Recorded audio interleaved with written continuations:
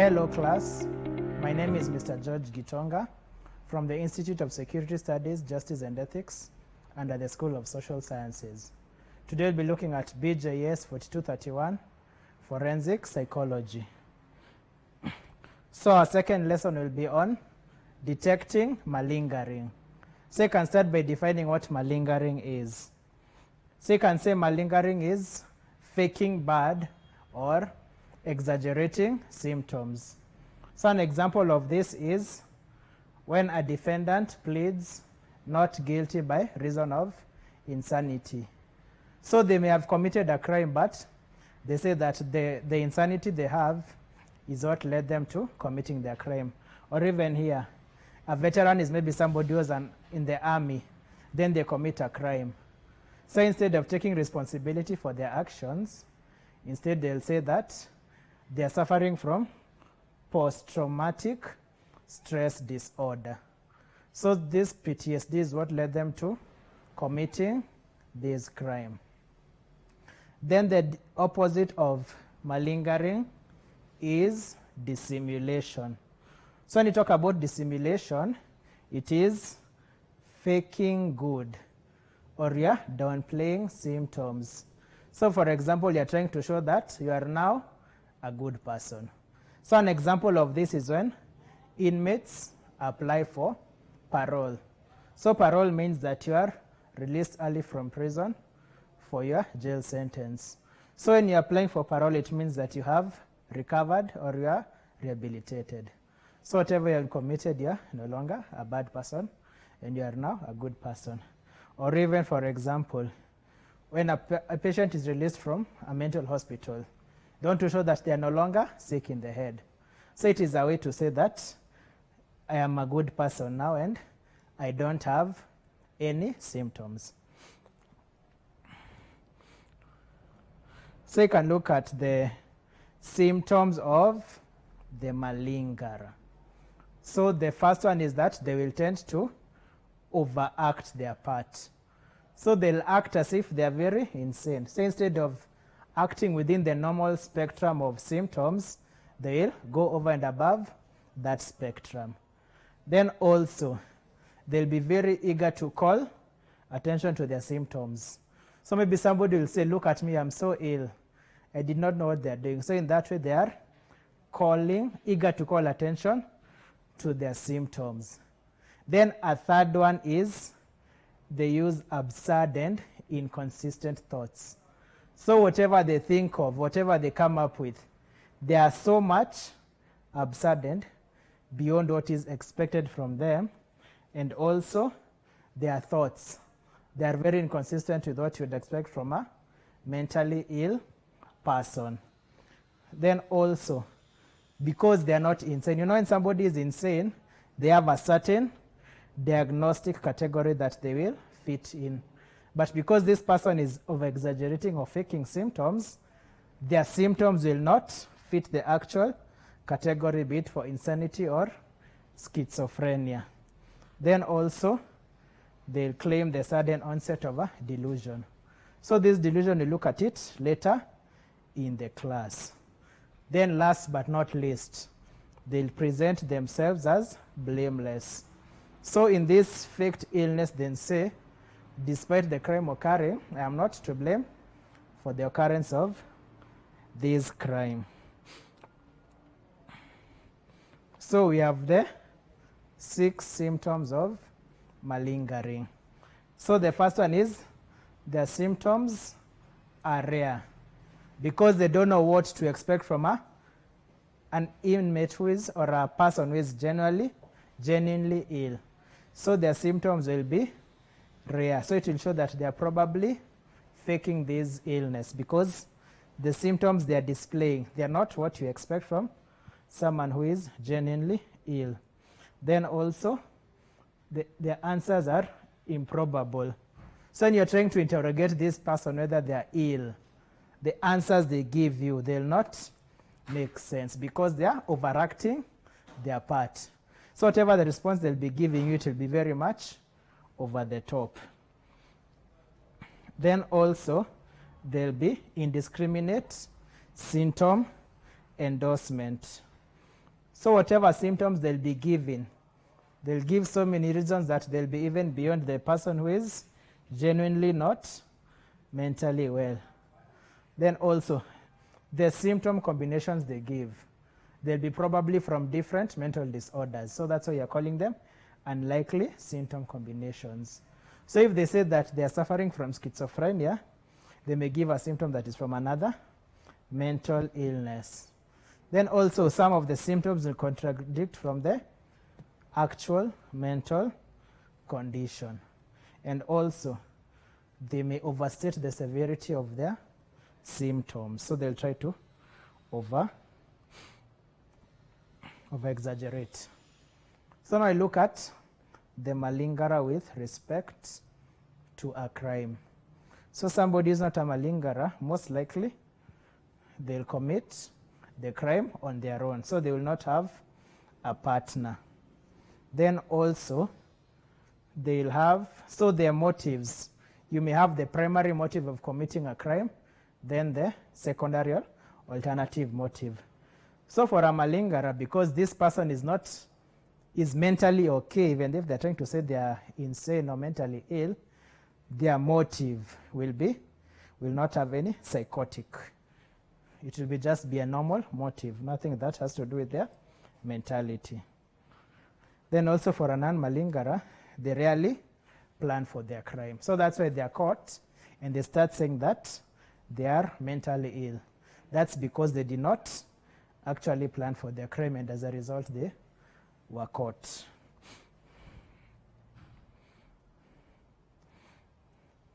So we can now go to the next part. We want to define what a hallucination is. So you can say this is a sensory experience that only exists in the mind. So the hallucinations, they will target all 5 smells of a person. So as you see here, it targets the sense of sight, the sense of hearing, the sense of smell, taste, and also feeling or touching. So when this person experiences the hallucinations, all these feelings, they do not exist outside your mind. So essentially, hallucination is something that appears real, but it only exists in your mind. So you can also say that it is the perception of a non-existent object or event. So you perceive something that does not exist.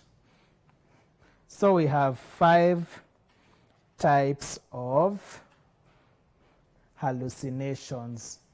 So the first one is auditory hallucination. So this one covers the sense of hearing. So somebody hears something that does not exist. So you hear an imaginary radio or an imaginary voice. So that is actually the vast majority of all hallucinations. So that one is 42% of all hallucinations. Then you also have the visual hallucination. So visual covers the sense of sight. So here you see something, a person or an animal or anything that does not exist. And this one is approximately 16% of all hallucinations. Then you have the olfactory hallucination. This one covers the sense of smell. So you smell something that does not exist. And this one is the up to 4% of all hallucinations. Then you have the gustatory hallucination. So this one is your sense of taste. And it says that it will capture, you feel you are tasting something, but in the real sense you have not eaten anything.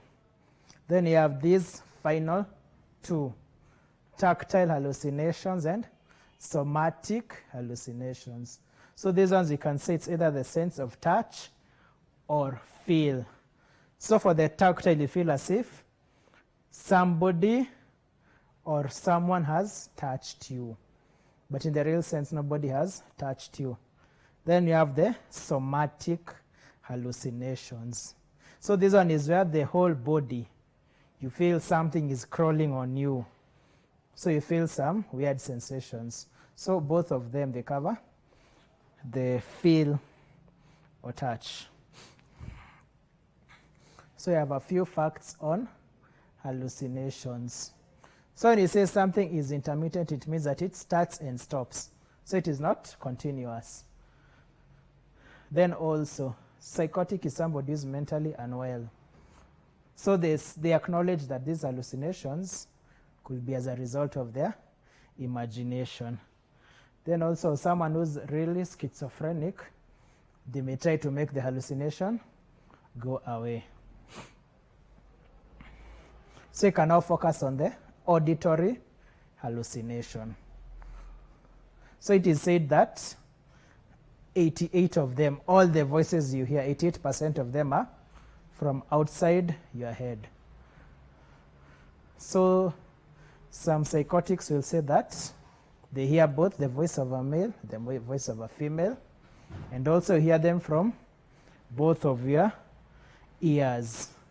Then close to 100%, they'll be in a language that you can understand. And also they are normally very short, no more than 20 seconds. Then some people, psychotics mainly, they can tell the sex, the race, the age, and also the emotional state of that voice, and also the tone.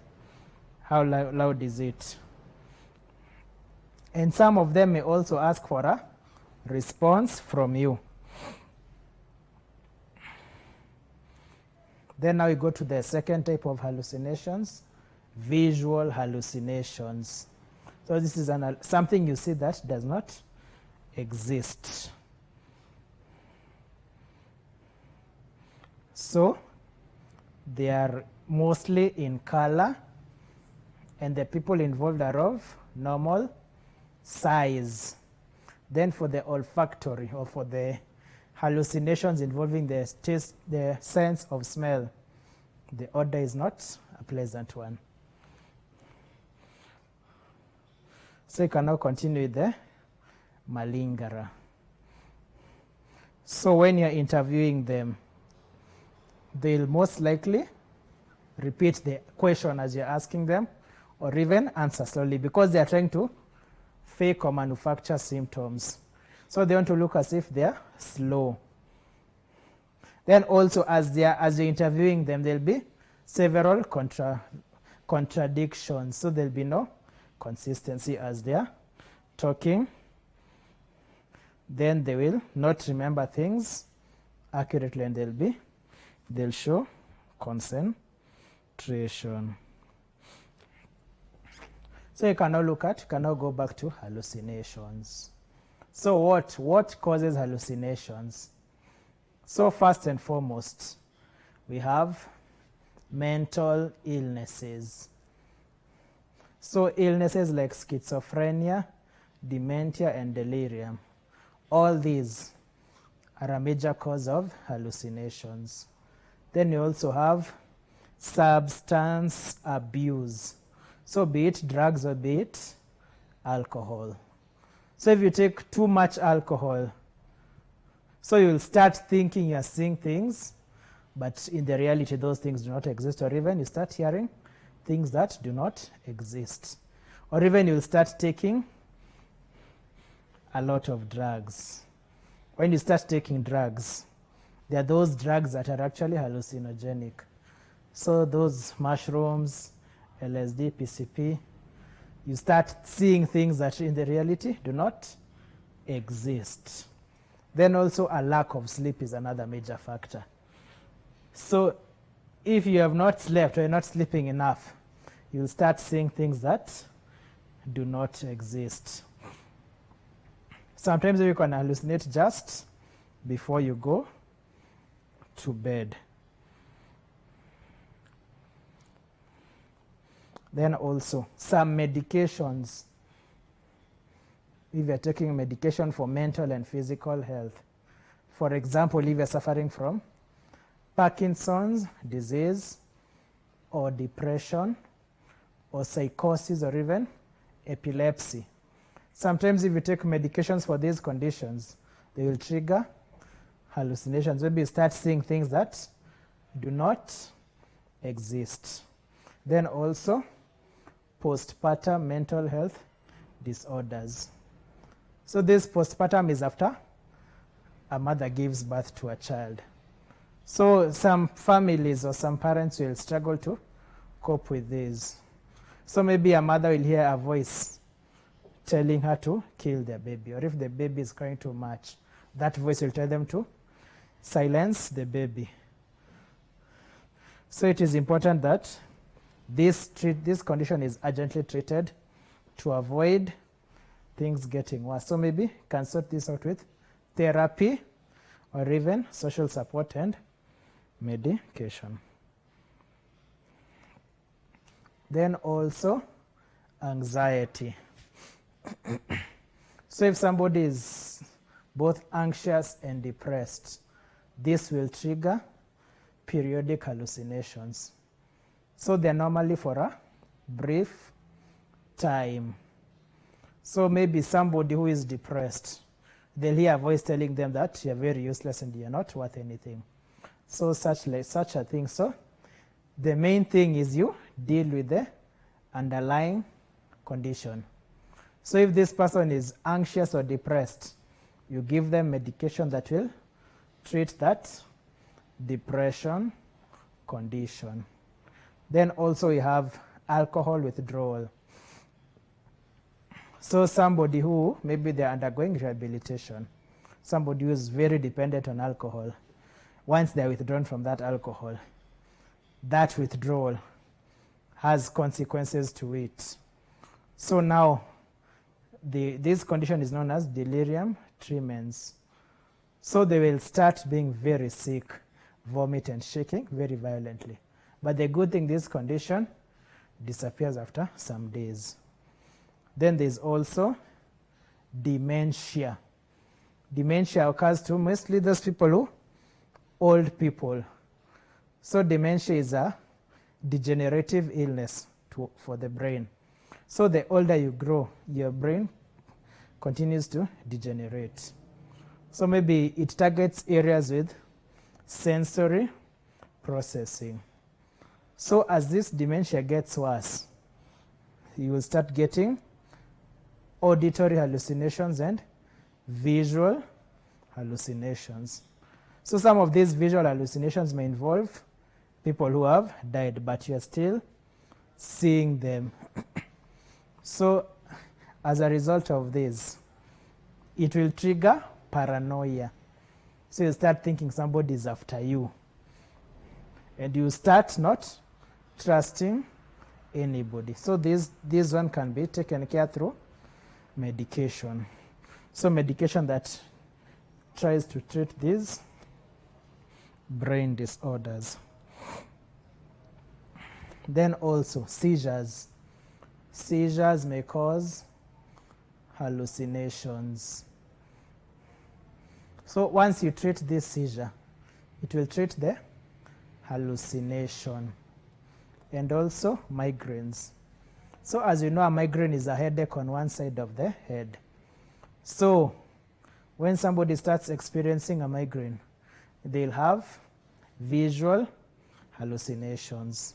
So you'll start seeing spots or colors that are in reality not really there. And also sleep disorders. So there are those hallucinations that are related with sleep disorders. So this is either before you sleep or you wake up. Or even there's a condition known as sleep paralysis. So as much as you are awake, but you can really not move. So if you can treat this disorder, it will minimize the chances of this hallucination occurring. Then also you have sensory diseases. So this sensory is when you start losing your sense of hearing or your sense of eyesight. So now this is because there are changes in these sensory processing regions in the brain. So you start seeing things that are not there. Then also we have brain tumor. So depending on where is this tumor found.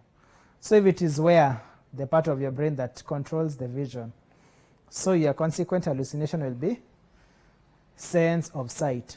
So you'll start seeing things that do not really exist. So that will be a visual hallucination. Or you'll also start seeing spots or lights.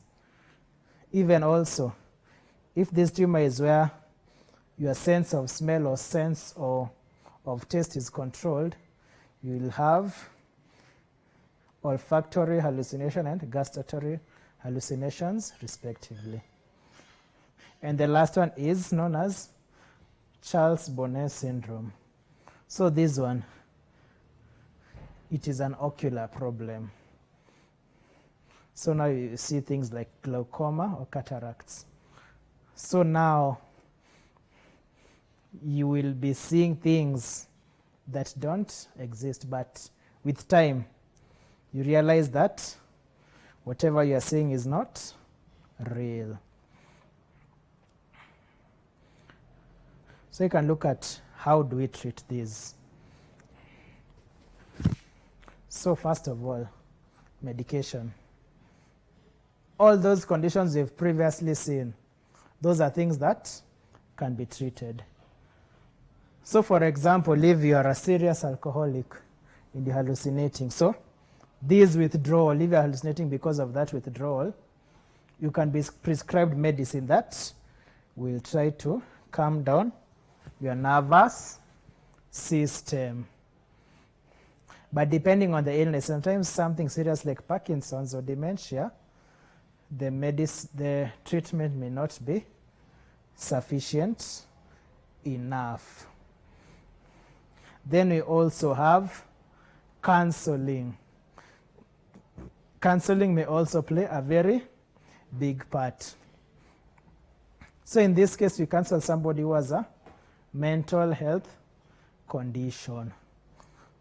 So this counselor will now get a better idea of what is going on inside this person's mind, and as a result, assist them to come up with a very good coping strategy that they can implement. Then we also have what is known as a delusion. So you have a number of definitions there. The first one being a patently false belief about external reality that is firmly held. So despite there being evidence or proof that is opposite to what you actually believe in. So in layman's terms, it means that it is a belief that is not corroborated by reality. So somebody who is delusional, they believe something very firmly, despite being there no evidence to support that belief. And some may also be followed up with paranoia. So you can also say when somebody is suffering from delusional disorder, they cannot distinguish what is real from what is imagined. So, and also we have an insane delusion. So an insane delusion is one that results in a crime occurring. So you have a number of delusions. So one is known as erotomanic. So this one has to do with love. So imagine somebody famous is in love with you, despite there being no proof to that. So for example, you believe either a celebrity, a musician, or actor, or an actress, they're in love with you, and they want you to maybe, they're sending you message as they talk or as they're acting. So that is an erotomanic delusion. Then we also have grandiose delusions. So you think you are a very big person. You think that you are either have a major talent, or are very rich, or very famous, or very powerful. But the fact that there is no evidence that backs up any of these attributes, it means that it becomes a delusion. So for example, someone believes that they are a prophet. So they think that God talks to them every day and wants them to do certain things for him. So that is a grandiose delusion. Then you also have a persecutory or paranoid delusion.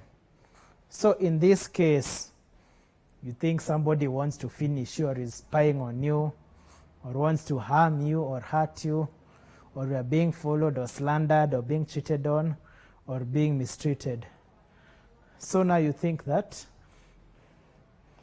for this case I've given here, someone believes that their boss is dragging their water to make them work harder than they actually are. So, but because there's no evidence backing up this claim, it becomes a paranoid or persecutory delusion. Then we have the jealous delusion. So this is for people who are in relationships. So now you, in your mind, you think that your significant other is cheating on you in another person. Maybe they are sending each other messages or something covert. But in the real sense, as long as there is no solid proof to that, it is a delusion. Then also there's the one of delusions of thought insertion. So here you believe that someone is putting thoughts inside you. Whatever you're thinking is not yours, but someone else has planted thoughts in your mind. So it's like you're thinking on behalf of somebody else. Then you also have the somatic delusion. So we had the somatic hallucination. Now the difference here is you believe. You know, the hallucination you feel, but the delusion is you believe. Like something is crawling on you. So you're so sure that something is wrong. You feel that some parasite or something is under your skin. So that becomes a somatic delusion. Then you have the mixed or unspecified delusion. So this one is where it doesn't fall into any particular category. So in that case, it becomes a mixed delusion. Then you also have the misidentification syndrome. So you feel as if someone in your family has been replaced by somebody else. So there is an element of some imposter. Instead of a family member, somebody now looks like them. Then there is the delusion of control. So in this case, you believe like somebody else is controlling your thoughts, your behaviors, your feelings, your actions, everything. So you feel that someone else is in control of everything about you. Then you also have the induced delusional disorder. So this one is it's a combination of many things. So under that you have the bizarre delusion. So when something is bizarre, it means that it is not probable. It is very implausible or impossible. Then there's a non-bizarre. So this one is more plausible because it's something that can happen. For example, you fear that you're being followed. Then there's a mood congruent delusion. So this one depends on the mood. So for example, if you're depressed or mood is when you feel that somebody is persecuting you. Then there's the mood neutral. So this one has nothing to do with mood. Mood plays no role in that one. So you can also look at some of the causes. So this one is a bit more complex compared to a hallucination. So sometimes it can be genetic. So it's a condition you may inherit from your parents, or also imbalances in the neurotransmitters inside your brain may contribute to delusions occurring, even if you're under too much stress or you've recently undergone trauma. Especially the persecutory delusion can occur as a result of that. Or even you may share delusions with somebody else, or even the environment you are in, if it's a stressful environment, or even maybe where there's a lot of alcohol and drug abuse. All those can contribute to delusions. So now you can look at the symptoms. So you have somebody who has delusions is suffering from delusional disorder. So this means that your delusions are lasting for at least 1 month. And if these delusions are not plausible, or they're not possible, or no one understands them, they become bizarre, or non-bizarre is what can really occur. So maybe their functioning is okay, apart from the part of the delusions. That is where the problem comes in. Also, if you're suffering from the persecutory delusion, or even erotomanic, it will bring emotions of anger and violent behavior. So sometimes also hallucinations and delusions can go side to side. Then there are also mental conditions that are related to delusions. So you can have brief psychotic disorders. So maybe hallucinations or even disorganized speech. These occur from a traumatic event. Then also we have the delusional disorder and dementia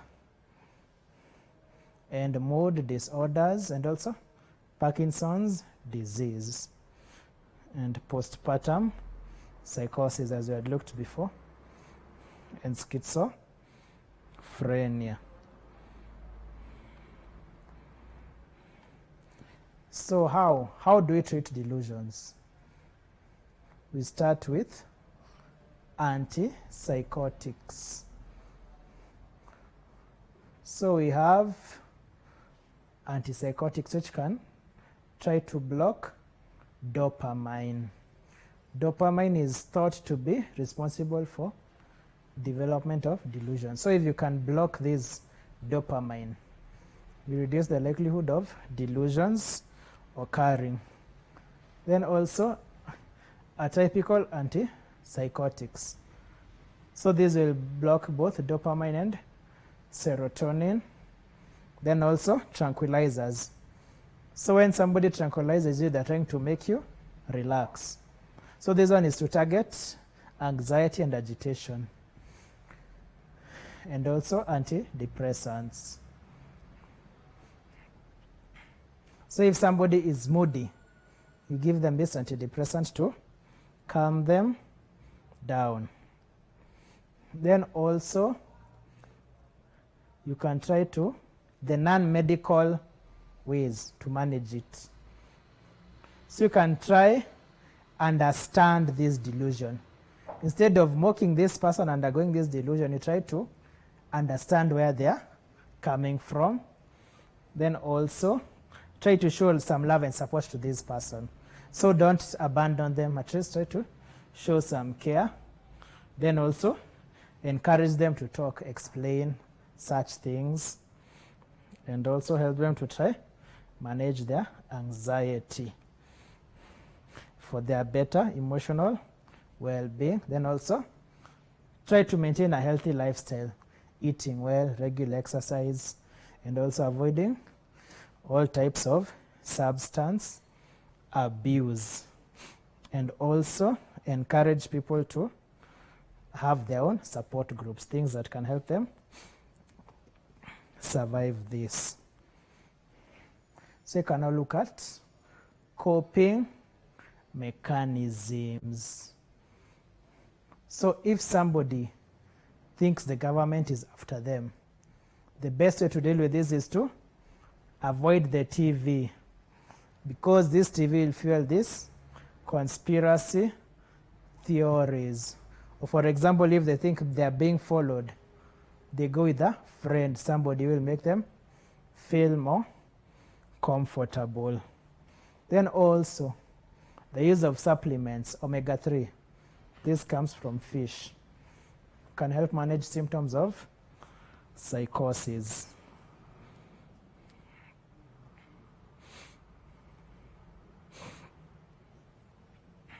Then also you have some complications.